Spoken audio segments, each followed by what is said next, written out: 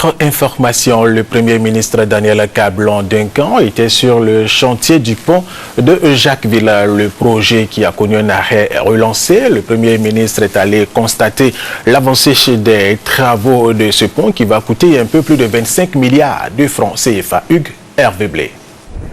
En se rendant sur le terrain, constater l'avancée des travaux du pont de Jacquesville, le Premier ministre avait à cœur de réaffirmer la volonté du gouvernement, celle d'achever dans un délai raisonnable l'ensemble des infrastructures en cours de réalisation pour rendre aisé le déplacement des populations.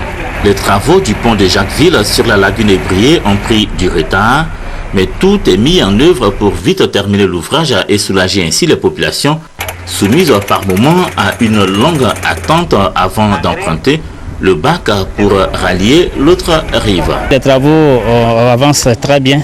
Il y a un beau monde, environ une quinzaine de personnes sont arrivées. Et à côté de ça, il y a une nouvelle foreuse qui est arrivée. Il y a 2 coffrages qui ont été élaborés et qui vont être disponibles à la fin du mois. C'est pour dire que toutes les dispositions ont été prises maintenant pour atteindre l'objectif que nous sommes fixés, qui est le respect du délai. L'autoroute Saint-Grobo-Yamsokro la semaine dernière, ce dimanche l'autoroute de Grand Bassam, mais avant, samedi, le Premier ministre Daniel Kablan-Duncan est allé s'imprégner des réalités du chantier du pont de Jacquesville. Le Premier ministre est surtout allé exprimer l'engagement du gouvernement à lever tout obstacle à la finition de ces ouvrages, notamment du pont de Jacquesville.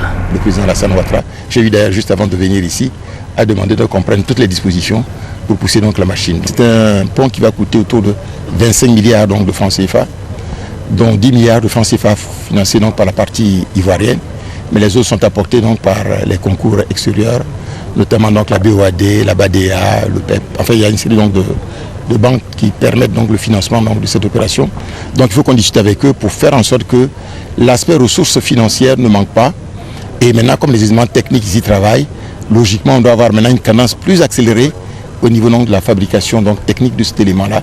Le Premier ministre Daniel Kablan-Duncan et la grande chancelière de l'ordre national, Henriette Dagri-Diabaté, ont pu apprécier au cours de leur visite de chantier les appuis du pont en lagune.